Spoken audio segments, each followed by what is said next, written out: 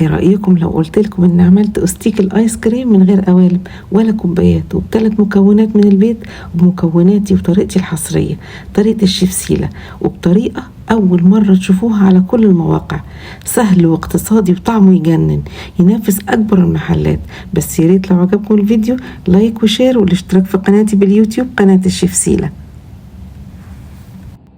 اول حاجة هعملها الحليب المكثف بس بدون سكر علشان اقدر اتحكم في طعم الايس كريم.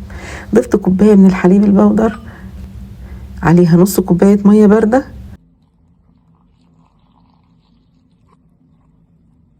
قلبت كويس ودوبت 50 جرام زبدة،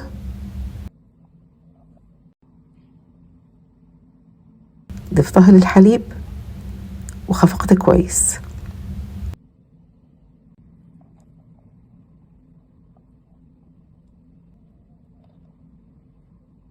ده قوام الحليب ولسه كمان هيتقل لما يبرد. غطيته وحفظته في التلاجة. وفي حلة ضفت كوباية ونص من الحليب كامل الدسم البارد،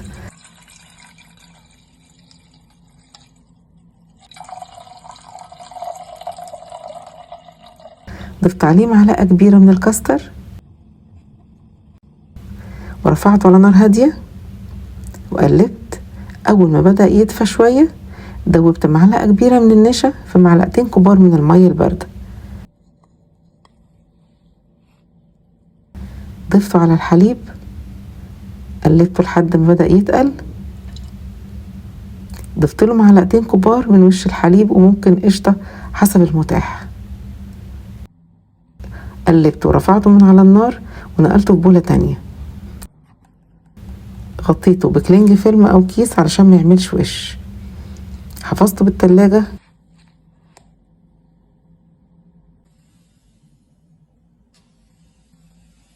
وفي بولة تانية ضفت 2 باكت كريم شانتيه، ضفت عليهم تلت كوباية من المية المتلجة، ولان الكريم شانتيه فيه سكر ما ضفتش سكر. خفقت كويس لحد ما تضاعف حجمه وبقى كريمي.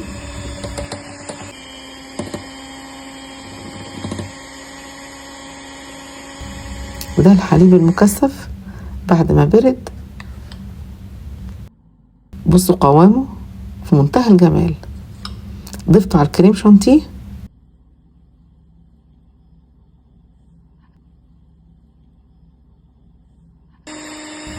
وخفقت. الكريمة بردت، شلت الكلينج فيلم وخفقتها كويس.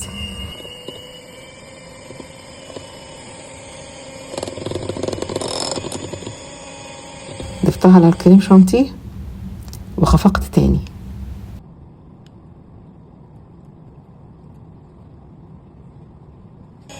بصوا الايس كريم ناعم وكريمي ازاي. طبعا السكر ضيفوه حسب ما تحبوا السكر يكون قد ايه. عندي في البيت بيحبوا الايس كريم سكره خفيف، علشان كده انا بكتفي بالسكر اللي موجود في الكريم شانتيه.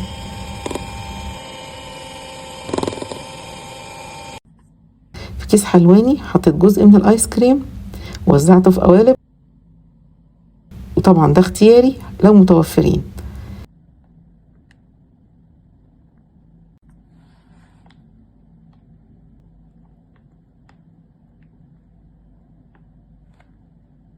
سويت السطح وحفظته بالفريزر. بقيت الكمية حفظتها بعلبة وغطيتها وحفظتها بالفريزر لحد ما تتجمد. حضرت باكت بسكويت الشاي اللي كلنا عارفينه وتربينا عليه. حطيت ايس كريم في كيس حلواني وقصيته.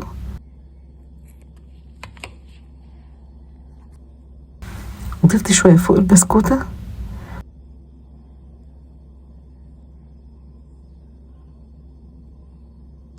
وبعدين حطيت بسكوتة تانية. حطيت عصاية ايس كريم كانت عندي وكررت ده مع بقية الكمية. حفظتهم في الفريزر لحد ما يتجمدوا. وفي كوباية ضفت 200 جرام وايت شوكليت، ممكن دارك شوكليت حسب المتوفر. حطيت الشوكليت في الميكرويف 20 ثانية وقلبتها. لو حسيتوا ان هي لسه ما دابتش رجعوها 20 ثانية كمان، وتقدروا كمان تدوبوها في حمام مية سخنة. نزلت الايس كريم في الشوكليت وغلفتها بيها كويس.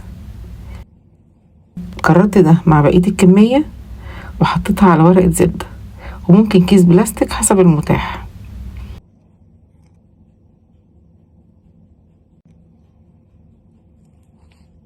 حفظتها شوية بالفريزر وبعدين خرجتها. عملت خطوط بالشوكولاتة اللي مدوباها،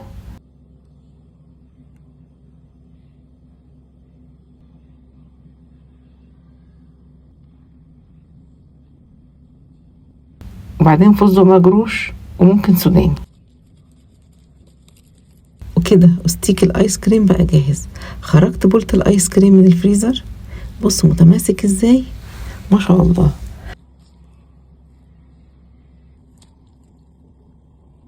رغم انه متماسك لكن قوامه ناعم وكريمي. حطيت الايس كريم في كيس حلواني، وزعت الايس كريم في الكوبايات.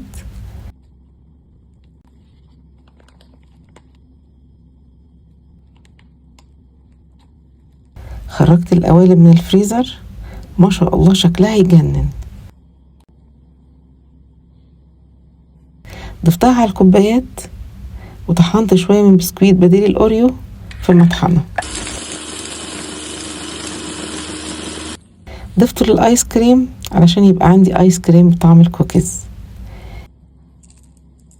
الكوباية التانية ضفت مكعبات من كيكة الشوكليت كنت عاملاها،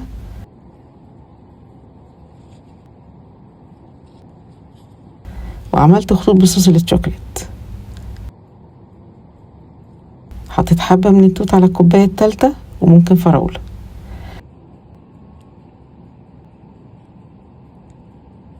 عملت خطوط ونقط بصوص التوت.